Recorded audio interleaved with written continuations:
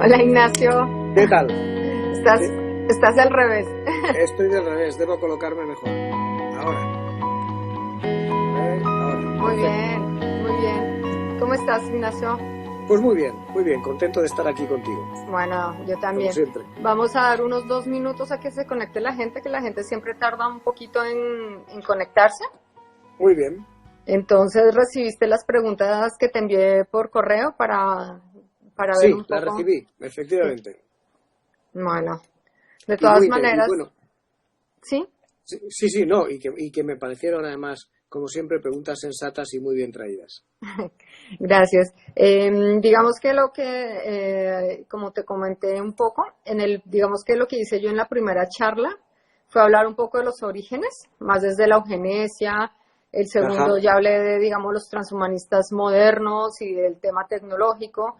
Y entonces acá digamos que en esta charla lo que me parecía interesante era darle a conocer a las personas, digamos, todo el movimiento de sociedad. De hecho, que ya estamos teniendo consecuencias transhumanistas en este momento en nuestra sociedad ajá. y digamos un poco qué nos espera como humanidad. Entonces, pero también me gustaría que hablaras un poco acerca de la investigación que estamos llevando a cabo. De hecho, las preguntas las saqué un poco en parte a los textos que hemos compartido trabajando acerca Ujú, de lo que tú pienses. Entonces, esperamos un minuto más y comenzamos. De todas maneras, perfecto. en los videos en vivo no hay tantas personas, pero los videos tienen es más seguimiento, la gente lo ve más a posteriori, ¿sabes? O sea, lo ven después porque, bueno, es una obra complicada y ya muchas personas entraron a trabajar, ¿sabes?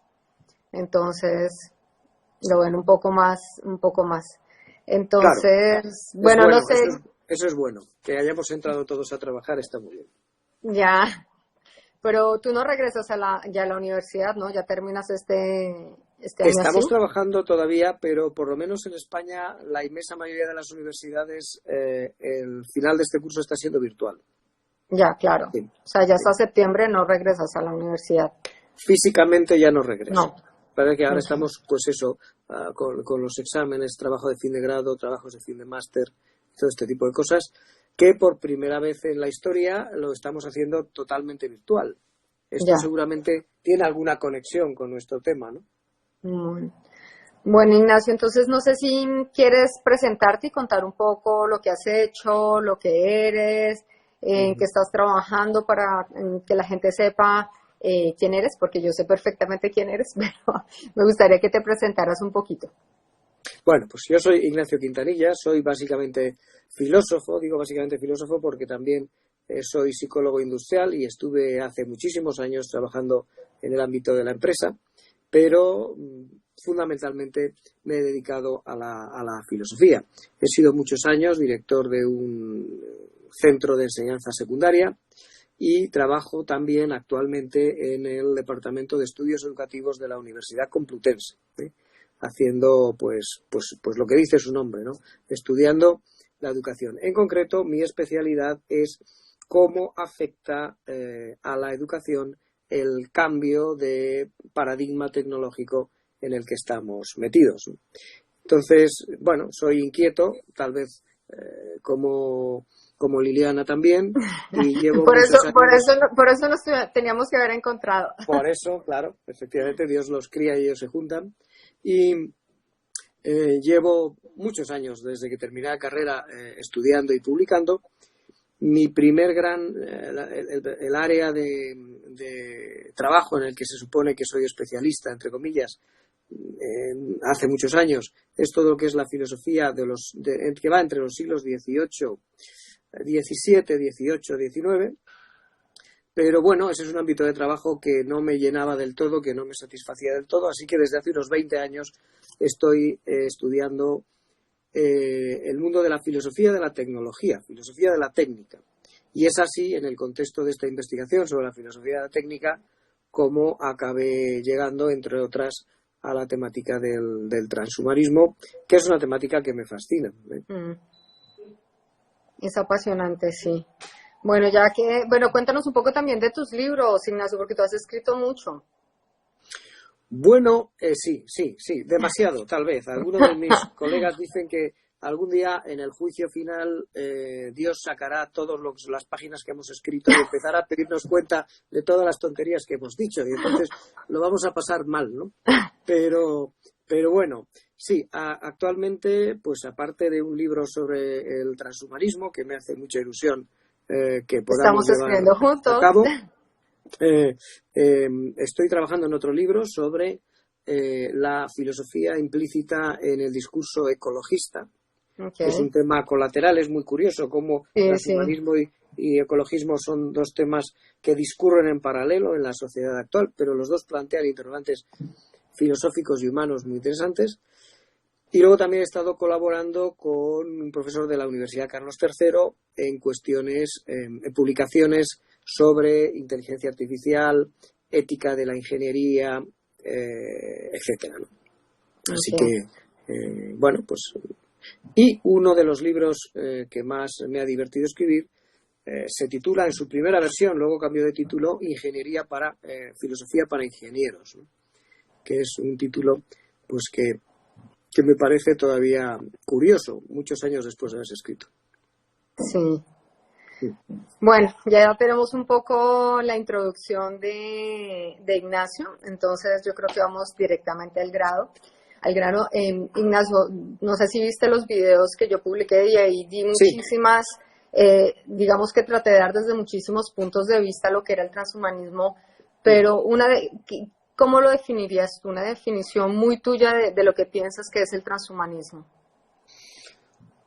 Bueno, yo creo que el transhumanismo en principio no es difícil de definir, porque es un movimiento jurídico, cultural, filosófico, que lo que hace es que defiende modificaciones sustantivas de la corporalidad humana que no tengan una justificación terapéutica.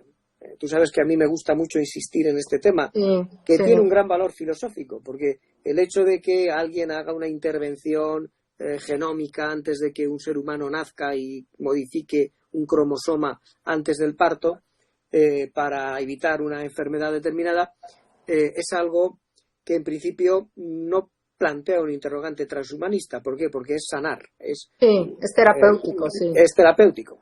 Y terapéutico significa restablecer un orden natural de las cosas. Uh-huh.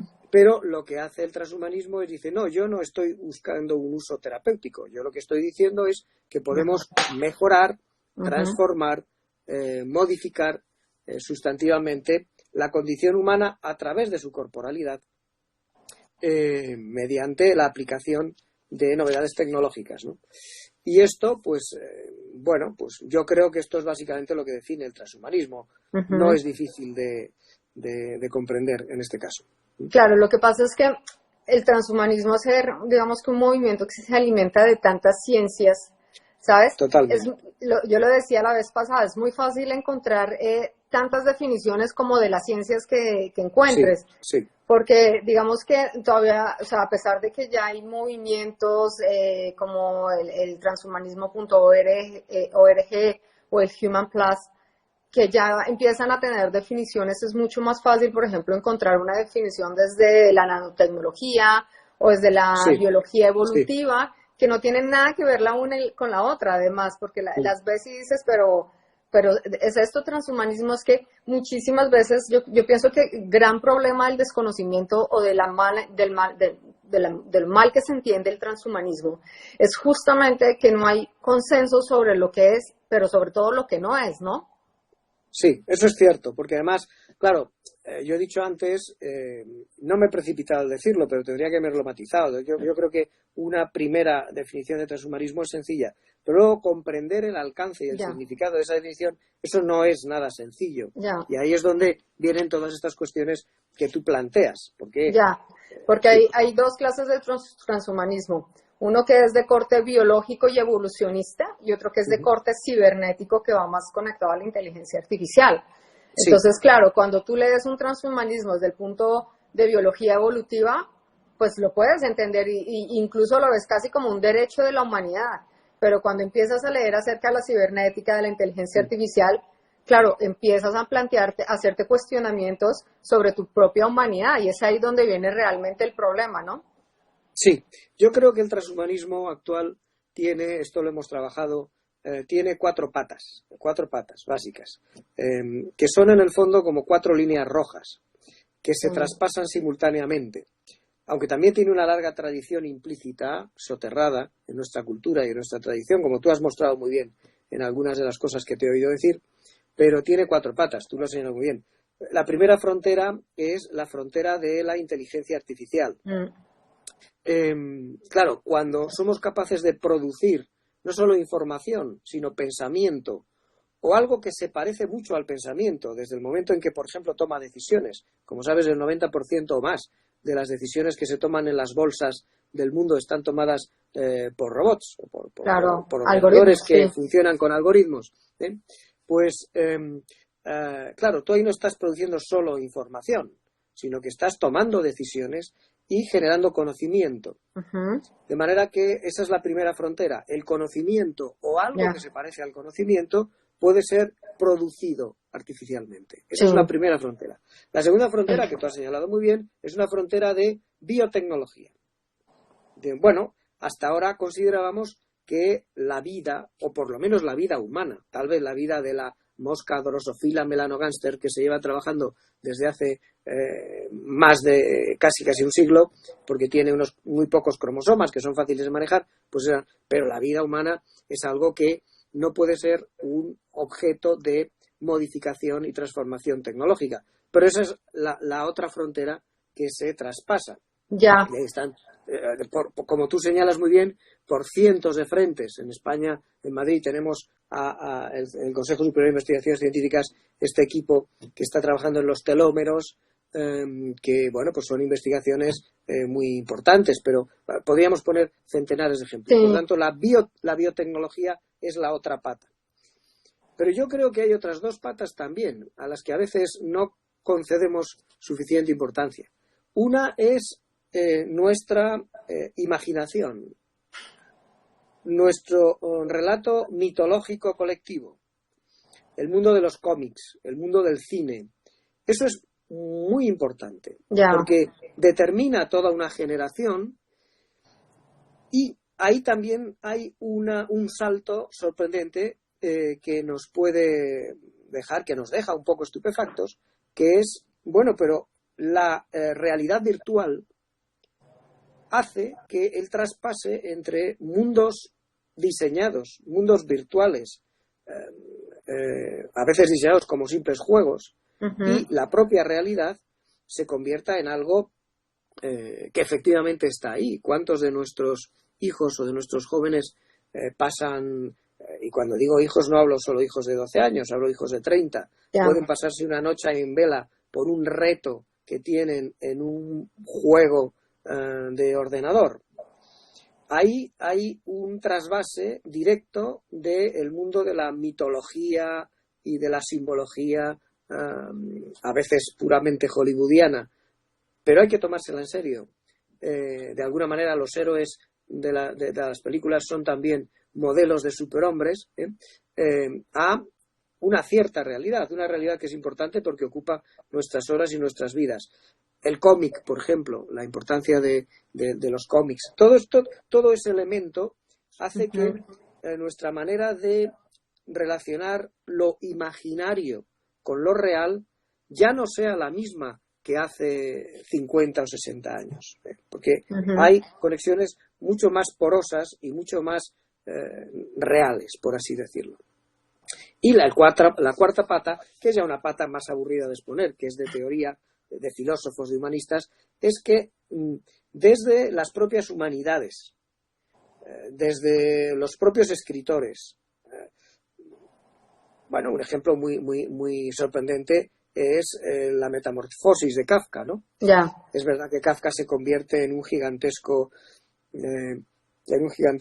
insecto, pero al final hay desde finales del siglo XIX, en la cultura occidental, hay una especie de malestar con la condición humana tal cual es.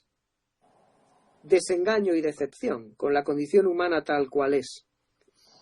Y este malestar y este desengaño que implica una cierta desconfianza, por ejemplo, en la política como herramienta fundamental para modificar nuestro futuro, implica muchas cosas que están ahí.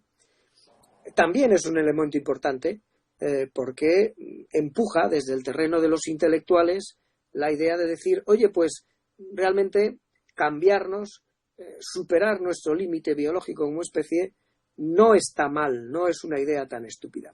Y esas cuatro patas yo creo que dibujan un poco el terreno de juego en el que ahora estamos. Yo voy a retomar algunos puntos de los que tú acabas de hablar que me parece interesante dejarlos claros.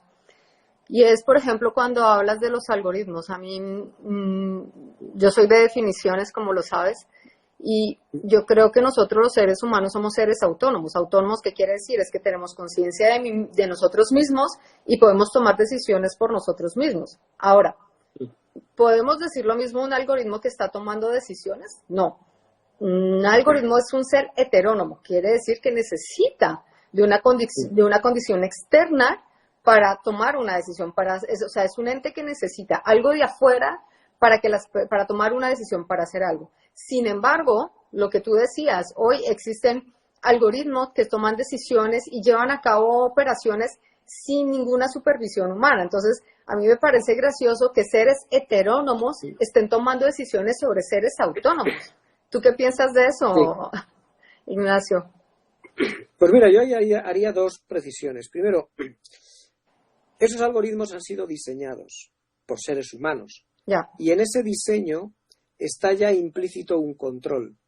Diseñar algoritmos que no tienen implícito un control, un control, por ejemplo, jurídico, pero también un control moral, es un mal diseño de algoritmos. De manera que todos los algoritmos que hoy en día conocemos y de los que tenemos constancia son algoritmos que han sido creados y producidos por seres humanos y en esa medida están supervisados por seres humanos. Claro, pero el problema es el deep learning, cuando ellos aprenden Exacto. solos y tú no sabes qué es lo que aprenden. Exacto. El problema es cuando tú has diseñado una serie de algoritmos que van a escapar tu capacidad de previsión. Pero bueno, ahí hay una llamada a la prudencia o al principio de responsabilidad, que es este concepto tan interesante que introduce Hans Jonas, el pensador alemán, en nuestro nuevo contexto tecnológico, de decir, bueno, es que las personas que diseñan tecnología de todo tipo deben darse cuenta de que tienen una responsabilidad especial y no puedes desentenderte de tu algoritmo como si fuese una criatura autónoma que echa a andar. Esa es una primera cuestión. Pero hay otra pregunta que me parece mucho más interesante todavía y que es la siguiente. En principio, esto es una opinión totalmente personal y no desdice la importancia que tiene el mundo del espíritu, es decir, esto no es una profesión materialista de la existencia, porque justamente mi tesis doctoral la hice defendiendo las doctrinas inmaterialistas del obispo Berkeley, George Berkeley, un pensador irlandés del siglo XVIII, pero en principio todo es matematizable. Es decir, tú puedes coger cualquier aspecto de la realidad y asignarle de manera coherente una serie de dígitos, que pueden ser el 1 o el 0 o cualquier otra escala numérica, y a partir de ahí puedes empezar a manejar algoritmos cuantitativos, algoritmos digitales. O sea que por eso, precisamente, la realidad virtual y la informática es capaz de intentar imitar, claro, esta palabra es muy importante, imitar cualquier cosa. Pero si se puede imitar cualquier cosa es porque en principio todo es digitalizable. Por ejemplo, tú y yo ahora mismo estamos hablando, pero nuestra voz y nuestra imagen ha sido transformada en número, de una manera coherente, de acuerdo con unas reglas de programación, con unos sistemas axiomáticos, con una ontología y luego se reconvierte, se traduce otra vez en imagen y en voz. Es decir, en principio, todo aspecto de la realidad humana sería matematizable. Pero esto plantea un problema muy interesante, y es que así como nuestras conductas individuales son altamente impredecibles, porque realmente lo son, cuando tú empiezas a manejar grandes números y, por lo tanto, alimentar grandes algoritmos sobre decenas, millares, millones de seres humanos, te encuentras con que también se pueden empezar a sacar pautas y Patrones, repetir consistentes, patrones. Sí. claro, que permiten describir y, cuando menos, no sé si explicar, posiblemente explicar no, pero permiten de los 3 ideales de los 5 ideales del conocimiento científico, que son describir, predecir, comprender, explicar y producir. 3 de ellos ya se pueden hacer con la conducta humana a gran escala, que son describir, predecir y producir o manipular. De manera que la opinión pública, una manifestación, una tendencia de mercado, esto son ya realidades que no solamente se pueden predecir con un éxito relativo, sino que de hecho se pueden producir. Hay cientos de miles de personas en el mundo cuyo trabajo es precisamente producir tendencias de mercado, adivinar tendencias de voto, conseguir que se movilicen tales o cuales votantes. Y además con un éxito relativo y cada vez creciente. Y esto plantea un problema también muy interesante, porque de alguna manera hay un orden de magnitud en el cual el comportamiento humano puede también ajustarse a unos parámetros en este caso, de inteligencia artificial, ¿no? Sí.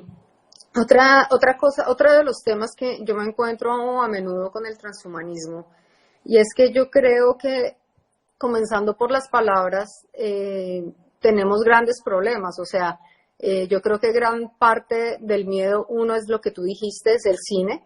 Yo siempre digo que James Cameron no sabe el daño que nos hizo con Terminator. O sea, si lo hubiera sabido, tal vez no hubiera sacado la película. Porque cuando tú hablas de inteligencia artificial, la gente piensa en un robot que va a venir a dispararte, ¿sabes? Cuando un robot es un contenedor. O sea, a mí un robot no me asusta. A mí me asusta un software conectado a Internet, ¿sabes? Eso sí me asusta, ¿sabes? Entonces, digamos que la falta de tener conocimiento sobre estos, sobre palabras, por ejemplo, como la inteligencia, que es algo que recurre directamente a lo humano, y compatibilizarlo a nivel de inteligencia artificial, yo creo que primero es un error sintáctico gravísimo, y que por eso tenemos tanto miedo a que desconozcamos realmente lo que es. ¿A ti no te parece eso? Y sobre todo porque ni siquiera nosotros entendemos los límites de nuestra propia existencia. Entonces, pero sin embargo, a pesar de no entenderlos, ni comprenderlos o tenerlos claro, le estamos poniendo límites a otra existencia que está fuera de nosotros. Claro, pues mira, yo ahí pienso que tienes toda la razón del mundo. Necesitamos una teoría de la inteligencia, no sabemos muy bien lo que es la inteligencia. Unos límites, no sé. No está bien definida, ni siquiera la nuestra. Es decir, definir nuestra inteligencia es un tema filosóficamente muy complejo. Sí. Además, la inteligencia no es lo mismo que la persona.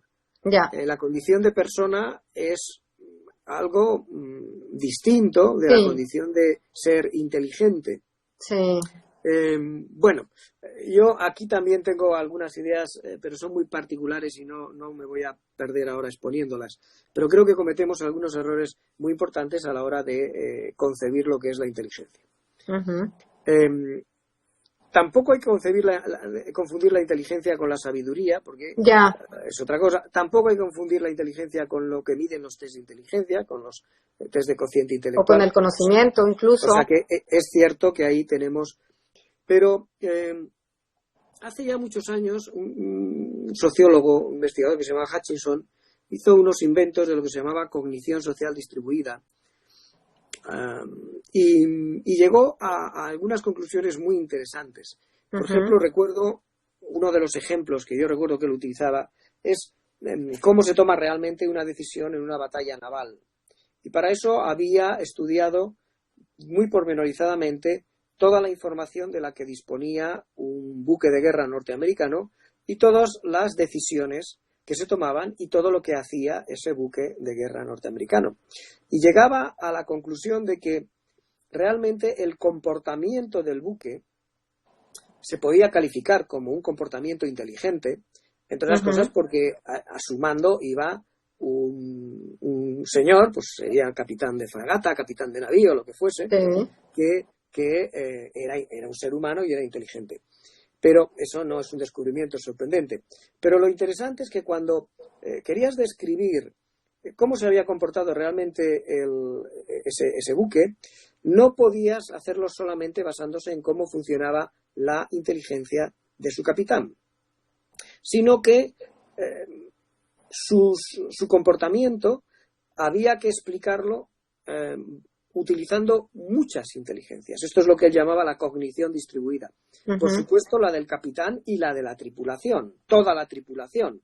Supongo que no todos en la misma ponderación, pero toda la tripulación. Pero también había otros elementos. Por ejemplo, los instrumentos y las herramientas y los artefactos que tenía ese buque para recabar información. Por ejemplo, qué tipo de radar tenía o cómo gestionaba este tipo de, cuál era el umbral para determinar una potencial amenaza o no. Y también otra serie de elementos como por ejemplo el código de justicia naval, todo esto. De manera que por un lado estaban instituciones como la Armada con sus códigos por otro lado estaba el propio barco. El propio barco, que no era un ser humano, pero... Ya, pero le estabas dando una entidad. Al final, claro, ¿qué es lo que sucede? Pues lo que sucede es que en la práctica la inteligencia humana es siempre una inteligencia compartida. Por supuesto, entre humanos. La inteligencia no es algo que tengamos solo, no es algo, por así decirlo, individual y privativo de una persona. Pero también compartido con máquinas y con artefactos. Nuestra inteligencia funciona siempre montada sobre algún tipo de artefacto. Sí. Ya desde nuestros orígenes, aunque simplemente sea el fuego, la flecha, el arco.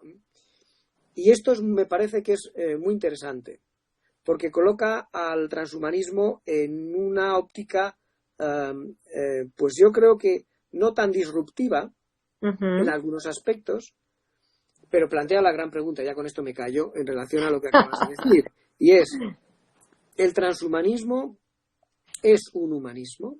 Es decir, ¿hay una imagen de condición humana ideal operando en lo que sería el transhumanismo, de plenitud humana? ¿Estamos intentando llevar lo humano a una plenitud que la naturaleza todavía no le da?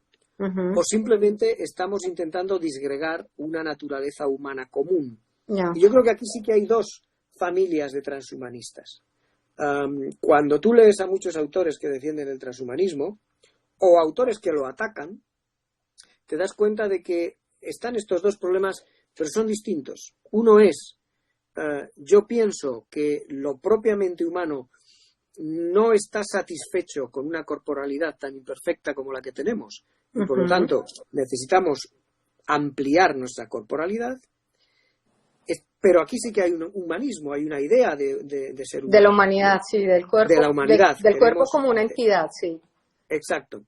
Pero este es un planteamiento. Y otro planteamiento es, a mí no me gusta, no me vale esto que me ha puesto la naturaleza, no lo quiero y quiero librarme de cualquier imagen, incluso de una noción común de humanidad. Es decir, hay transhumanistas que lo que quieren es precisamente que la noción de una sola humanidad, que es básicamente la misma, se disgregue y haya como diferentes modelos de humanidad distintos.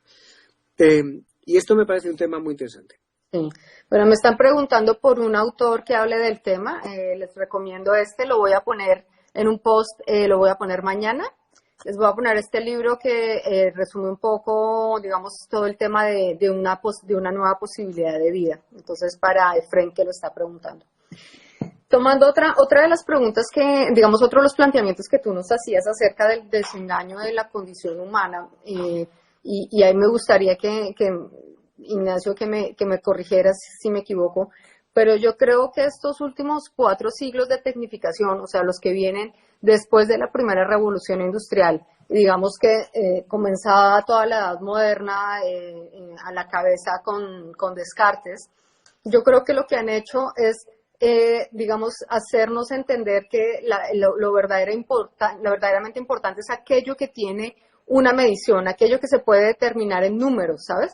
Y poco a poco, digamos que hemos ido desplazando digamos, esa idea, esa fe que nosotros teníamos hacia Dios por una fe irrestricta hacia la ciencia. O sea, nosotros cada vez queremos más ciencia, cada vez queremos más tecnología, y al tener algo que es comprobable desde la ciencia, claro, nosotros no somos ni medibles, ni perfectibles, ni somos, digamos, somos casi etéreos para la ciencia.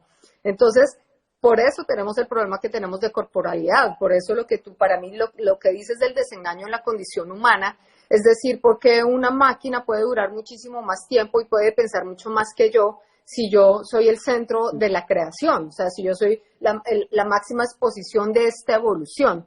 ¿No crees? Yo lo culpo un poco a todo el proceso científico y a entender, digamos, la ciencia y la tecnología más como un fin que como un propio medio.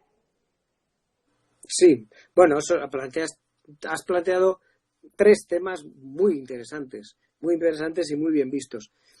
Mi opinión personal es que la ciencia realmente nunca puede ser un conflicto. Aquí puedo recordar un poco una vieja posición de Tomás de Aquino, con la que estoy totalmente de acuerdo, pero una ciencia de calidad y una creencia religiosa de calidad son compatibles. Yo no me atrevería a decir que una ciencia de calidad te lleve a una creencia religiosa. Me imagino. Sí. Pero yo creo que sí son perfectamente compatibles. Es decir, el tema de la compatibilidad teórica y epistemológica entre algunas formas de religiosidad, no todas, y la ciencia actual yo creo que es un tema que está mal planteado. Por otra parte, me voy ahora al maestro de Tomás de Aquino, a San Anselmo de Colonia, que dice,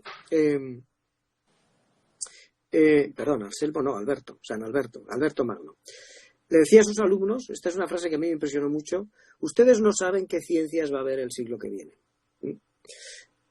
Fíjate que no decían simplemente, ustedes no saben lo que va a decir la ciencia el siglo que viene, ustedes no saben lo que dirá la física, y efectivamente nosotros no sabemos lo que va a decir la física de dentro de un siglo, pero él iba más lejos, decía, ni siquiera sabemos qué ciencia va a haber el siglo que viene. Entonces, bueno, nuestra noción de ciencia también es algo muy plástico. Estoy de acuerdo contigo en que vivimos en una sociedad en la que la ciencia, en cierto sentido, en un sentido sociológico, hay un cierto uso sociológico de la ciencia que ha usurpado las funciones de la religión. Sí. ¿Por qué digo usurpado? Yo diría incluso religión, filosofía y todo el humanismo en general, ¿no? Es como que confundimos una cosa por la otra, ¿no? Exacto. ¿Eso es malo? Pues en principio no es malo si usted no usurpa, es decir, si usted es consciente de lo que está haciendo. Exactamente, cuando si tienes claro que es una cosa y que es la otra, por supuesto. Yo aquí estoy hablando de las esperanzas de la humanidad, estoy hablando del sentido de la existencia, estoy hablando del origen de la noción de verdad. Claro, es que si usted está haciendo eso, usted lo que está haciendo es ya metafísica, religión u otro tipo de cosas. Fingimos que no necesitamos metafísica o religión, pero aquí estamos equivocados. En mi opinión, lo único que sustituye a una religión es otra religión. Porque pero el transhumanismo pretende ser la nueva religión. Algunos sí, y desde luego tiene algunas implicaciones religiosas, que son relativamente comprensibles. Cuando y aquí voy a la segunda cuestión que has planteado, que me parece muy interesante también. Cuando tú planteas esos 4 siglos que nos separan más o menos desde la Revolución Industrial hasta hoy, nos encontramos con que ha habido 2 cosas en principio buenas, o sea, 2 cosas que son buenas y legítimas. Y es la lucha contra el dolor, el dolor físico. Sí. No el espiritual, el físico, sí. Y contra el esfuerzo, el trabajo realmente penoso. Sigue habiendo trabajos muy penosos, pero son cada vez más psicológicamente penosos, más que físicamente penosos, ¿no? Entonces, es cierto que en los orígenes del transhumanismo está la ilusión de decir, bueno, pues no tengo por qué sufrir. ¿Para qué voy a sufrir 10 años aprendiendo ruso si puedo ponerme un chip y aprender ruso? Aquí lo que estás haciendo no solamente es ganar tiempo, que también, sino que estás evitando esfuerzo. O bien todo lo que se refiere al dolor. Si hay una parte de mi cuerpo que se está deteriorando o que no funciona como a mí me gustaría que funcionase, ¿por qué no la voy a sustituir por otra? Y yo creo que estos dos elementos, el dolor y el esfuerzo o el sufrimiento, desempeñan un papel importante a la hora de explicar por qué el transhumanismo nos atrae tanto en cierto sentido, tanto a quienes lo rechazan como a quienes lo admiten, como a quienes mantenemos una postura más matizada, que es en parte rechazo y en parte admisión. Esto indudablemente es fascinante y plantea una gran pregunta psicológica. La mente humana, la psicología humana está diseñada para una vida con cero dolor y con cero esfuerzo o cero sacrificio. Pues yo creo que esta es una pregunta más psicológica de entrada y que nos tenemos que hacer. Sí. Es que nuevamente lo digo, o sea, o digamos que parte de lo que del trabajo que tú y yo estamos haciendo es pretender plantear unos límites desde nuestra propia corporeidad, porque y de nuestra propia humanidad, porque yo creo que digamos que el gran problema de la tecnología hoy es que no tiene límites, o sea, se mueve en el reino de la alegalidad. No es ilegal, es alegal, porque no existe la ley que la castigue, o sea, ni siquiera tenemos la capacidad de entender lo que es la tecnología, así que la ciencia siempre va por delante de la justicia, y por eso, digamos que el gran problema que vamos a tener adelante es que las clases sociales ya no se van a diferenciar por la capacidad de producir dinero, sino por la capacidad tecnológica que tengan para mejorarse, ¿no? Entonces, digamos que, ¿cómo podríamos, o cómo lo piensas tú, que en una sociedad transhumanista, o sea, si estamos yendo abocadamente hacia una sociedad transhumanista, ¿cuáles son los primeros límites que tendríamos que establecer? O sea, ¿cuál es la propuesta filosófica que tú y yo tendríamos que hacer para que yo creo que estamos abocados a una sociedad tecnológica y cada vez iremos a más, ¿sabes? Sin embargo, ¿cuáles son los límites que nosotros tendríamos que empezar a marcar hoy, Ignacio? Pues mira, yo te diría tres cosas. Me ha gustado mucho lo que has dicho de la alegalidad, porque es completamente cierto. Es más, a veces algunos desarrollos tecnológicos, cuando se diseñan, desde su propio diseño ya están intentando buscar la alegalidad. Sí. Cuando no la amoralidad también, en ese sentido. Muchas veces hay aplicaciones... Sí, porque no sabes si es moral o no, claro. Exacto, sí.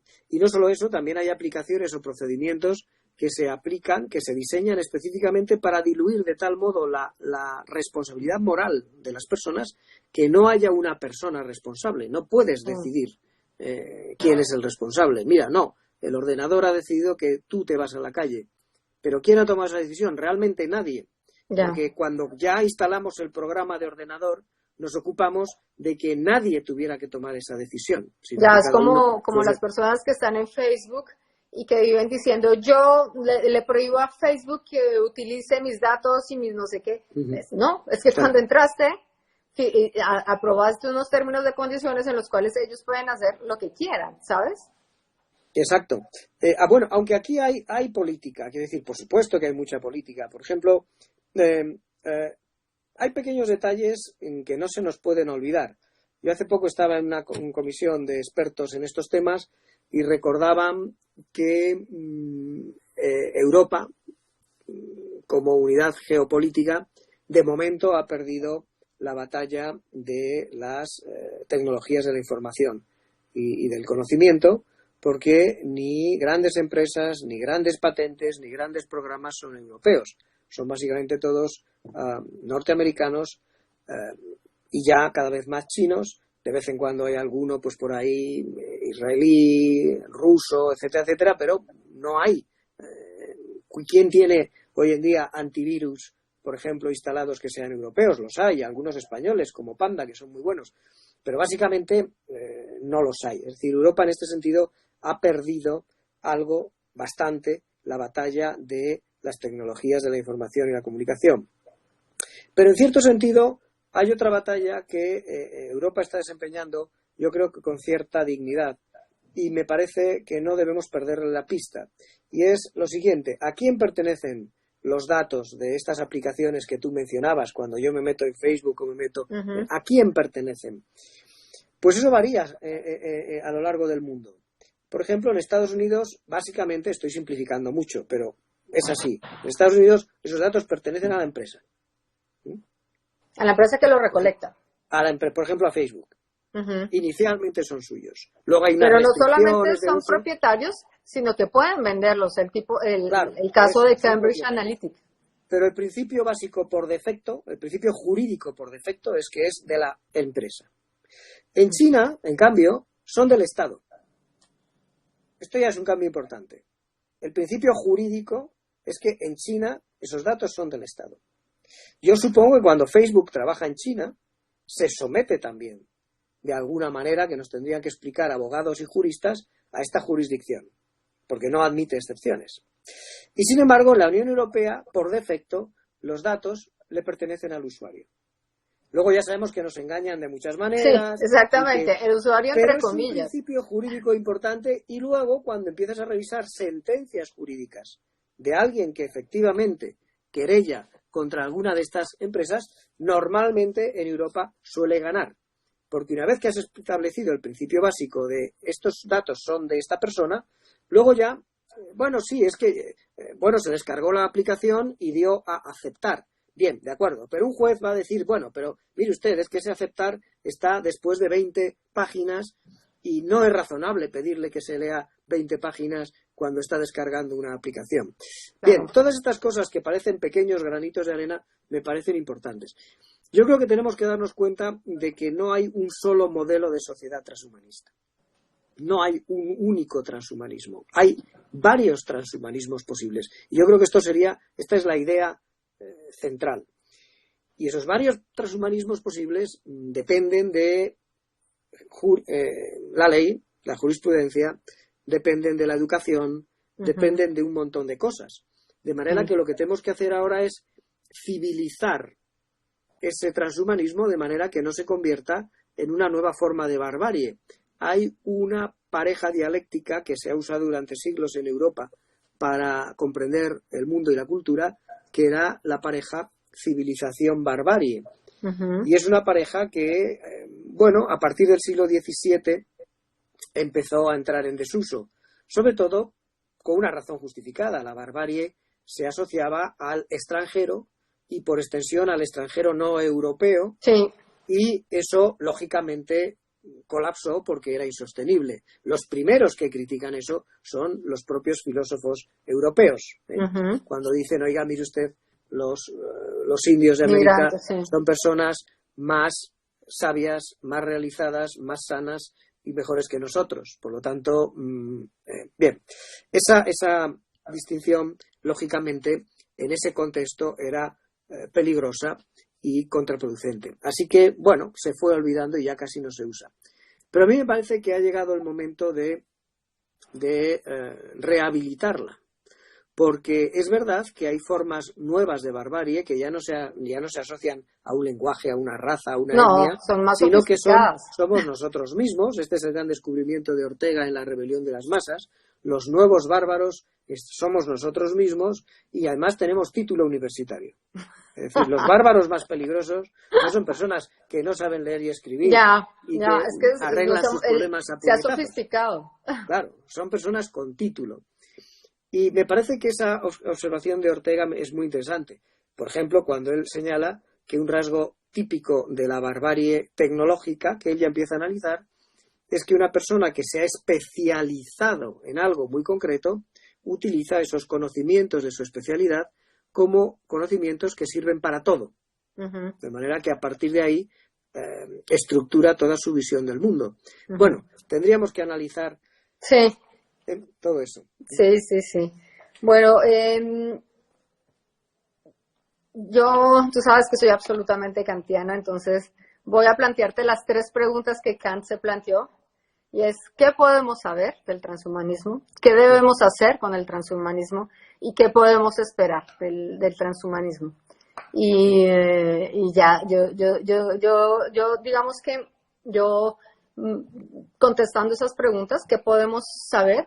Yo creo que lo que primero tendríamos que saber es que es un movimiento y que no se va a parar. O sea, no porque queramos o entendamos que esto sea malo para la humanidad se va a parar, con lo cual la posición no es una posición de negarlo y decirle esto no tiene que suceder, sino lo que nosotros tenemos que saber hoy es entender que ya existen organizaciones que están trabajando para respetar la vida de las personas, para respetar la humanidad y empezar a trabajar como sociedad civil en qué es lo que vamos a hacer frente a una sociedad transhumanista. O sea, qué es lo que estamos haciendo hoy frente a esta sociedad transhumanista, ¿no? ¿Qué debemos hacer? Yo creo que participar activamente y empezar a conocer, o sea, no podemos seguir pensando que la tecnología es lejana a nosotros. Nosotros hoy ya debemos pensar en la simbiosis hombre-máquinas, ya somos hombres-máquinas. Entonces, en lugar de dejar que la tecnología llegue a nosotros y nos equipare y digamos, nos pueda incluso, no sé cómo sería la palabra, como atacarnos, es tomar el sartén por el mango, es ver cómo vamos a hacer que la tecnología esté a favor nuestro. ¿Y qué podemos esperar? Pues digamos que yo lo que diría de una sociedad transhumanista, yo sí creo que van a haber, yo creo que Raymond Kurzweil dijo que en el 2029 iba a llegar el momento de la singularidad, que es cuando las máquinas van a tomar el control sobre las personas. Yo no creo que sea en el 2029, creo que será en este siglo, pero no creo que sea en el 2029. Con lo cual, digamos que lo que más digamos que parte de lo que yo hago con estos videos en Instagram es incitar a las personas a que conozcan, se instruyan, sepan de qué va esto y empecemos a trabajar como sociedad en respetar nuestros derechos. O sea, no puede ser que nosotros hayamos creado a las máquinas y que ahora sean las máquinas las que tomen decisiones por nosotros. Entonces, yo creo que lo que debemos esperar no tenemos que esperar, es más bien tenemos que pasar al hecho, tenemos que empezar a hacer cosas que se vean tangibles y yo creo que ya hay muchas instituciones que las están haciendo y lo mínimo que tendríamos que hacer nosotros es enterar de qué es lo que está pasando en esta sociedad transhumanista. Entonces, te repito las preguntas kantianas, ¿qué podemos saber, qué debemos hacer y qué podemos esperar, Ignacio? Sí, bueno, primero, ¿qué podemos hacer? Pues cosas como las que estás haciendo tú, ¿no? Aquí, con esta iniciativa que me parece tan buena y tan interesante, ¿no? Así que esto es un ejemplo. Has dicho antes de contestar las preguntas, que no las voy a contestar esas, pero cambiadas. Pero ahora verás por qué. Sí que has dicho una cosa muy importante y es el hecho de que cuando las máquinas tomen el control sobre las personas. Hombre, tenemos que tener en cuenta que ya hoy sí se da la circunstancia de que algunas personas, unas pocas personas, controlan al resto de las personas valiéndose de las máquinas. A mí siempre me gusta, tú me has oído nombrar muchas veces esa frase que me parece tan lúcida de Lewis, Staple Lewis, cuando dice el dominio del hombre, el dominio de la naturaleza por parte del hombre significa siempre el dominio de unos hombres sobre otros hombres valiéndose de la naturaleza.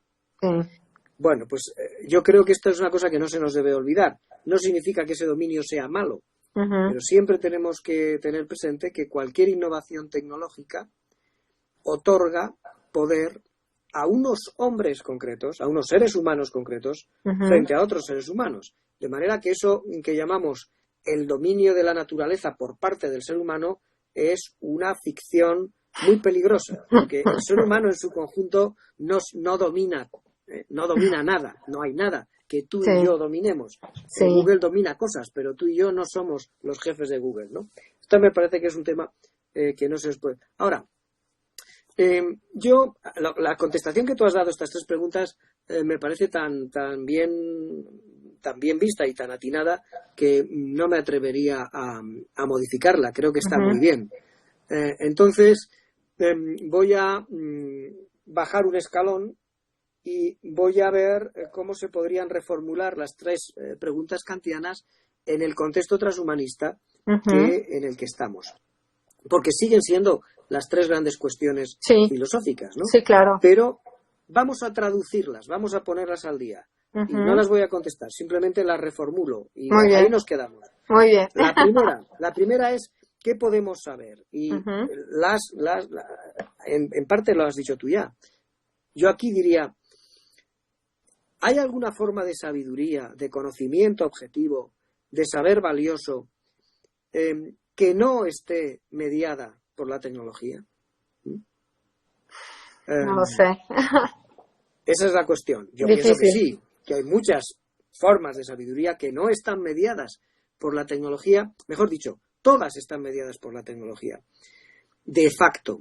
Pero deberíamos ser capaces de estar por encima de esa mediación tecnológica y recuperar alguna forma de sentido que no venga. Pero ya he dicho que no iba a contestar, simplemente dejo la pregunta, ¿no?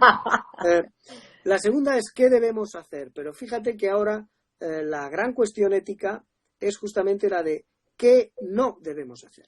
Muy bien, ¿Qué me cosas, encanta. Sí. ¿Qué cosas podemos hacer y no las debemos hacer? Esto introduce un pequeño giro en la reflexión. Y luego, ¿qué podemos esperar? Pues yo creo que la pregunta ¿qué podemos esperar?, que Kant la plantea en un ámbito de la religiosidad de su época, nosotros la trasladamos a un campo de la religiosidad de nuestra época, y es el ser humano puede tener alguna esperanza que no proceda del progreso tecnológico, es decir, todas las cosas que podemos esperar las tenemos que esperar de nuestra algo que no es tecnología, humano, de nuestras máquinas, o hay algo que no venga de nuestro propio progreso tecnológico y que podamos esperar, tengamos derecho a esperar, ¿no? Pues yo creo que esa sería una reformulación, casi si quieres teológica, dentro del contexto transhumanista, ¿no? Mira, acá hay un comentario que dice, las máquinas no querrán ser como los humanos. El problema ontológico es que los hombres quieren ser como las máquinas. ¿Qué opinas, Ignacio? Pues creo que hay una profunda sabiduría en ello, porque lo que sí es cierto es que las máquinas proceden siempre de cosas que los seres humanos quieren y anhelan. Y es ese anhelo humano el que da, de momento, sentido a las máquinas. No se ha pasado, porque ya sabes que el test de Turing es solo uno de los criterios que se usan para la inteligencia artificial. Otro de los criterios sería el momento en el que máquinas o seres artificiales, por su propia iniciativa, echasen de menos, diseñasen y fabricasen otros seres distintos de singularidad, ellos. Claro. Entonces, eso ya es otra cuestión que está también implícita en lo que dicen ahí. Bueno, como siempre, pues tal vez algunos hombres no quieran ser como máquinas, ¿no? Pero yo creo que sí ha habido siempre una fascinación por la máquina. Está eso lo que se llamaba el desnivel prometeico de Gunther Anders, que es un libro maravilloso cuya lectura recomiendo. Gunther Anders es un seudónimo, pero es el nombre por el que se le conoce. Es el primer esposo de Hannah Arendt y es un pensador maravilloso de todas estas cosas. No piensa exactamente en el transhumanismo, porque él vive en el contexto de la amenaza nuclear, y entonces lo que hace es reflexionar sobre la tecnología en los años 50, 60. La bomba en bikini es otro de sus escritos muy, muy pequeñito, porque ya sabéis que la isla donde se hace esa prueba y lanzan las primeras bombas es el atolón Bikini, y entonces la bomba en bikini es... bueno, son artículos que merece la pena. Y ahí habla él de esa vergüenza que el ser humano siente por no tener las capacidades y las competencias de las máquinas. Yo creo que eso no está del todo bien visto. Creo que ahí hay un pequeño error de apreciación. Pero para empezar, está ahí, es evidente. O sea, que los hombres queremos ser como máquinas. Pues en buena medida sí, a veces querríamos, ¿no? Es que no sabemos, o sea, tenemos que tener cuidado con lo que deseamos, ¿no? Bueno, Ignacio, pues ya se nos está acabando el tiempo, entonces no sé si te gustaría decir algo para cerrar. Yo lo único que un poco en tu línea, y es que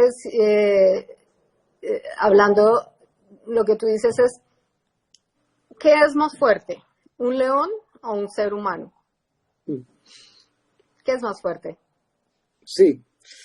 Hombre, es una buena pregunta. El león es mucho más fuerte, pero es el que está encerrado gracias a nosotros que somos menos fuertes. Entonces es un poco también para que entendamos lo que puede pasar con las máquinas, ¿no? Que no es, claro, que no es el más fuerte, sino aquel que tuvo los medios para hacerlo. Y sobre todo también que la fuerza, lo que llamamos fuerza, depende también de un entorno.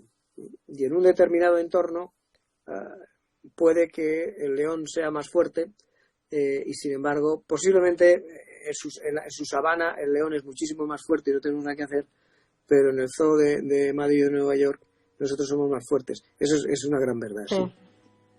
Bueno, Ignacio, pues muchísimas gracias por aceptar esta invitación. Fue un placer. Quisiera quedarme acá horas hablando contigo. Bueno. Es un vicio hablar contigo, quiero decirte. Y bueno, pues gracias a todos los que estuvieron hasta acá y bueno, nos vemos el próximo jueves. Gracias, hasta luego. Hasta luego.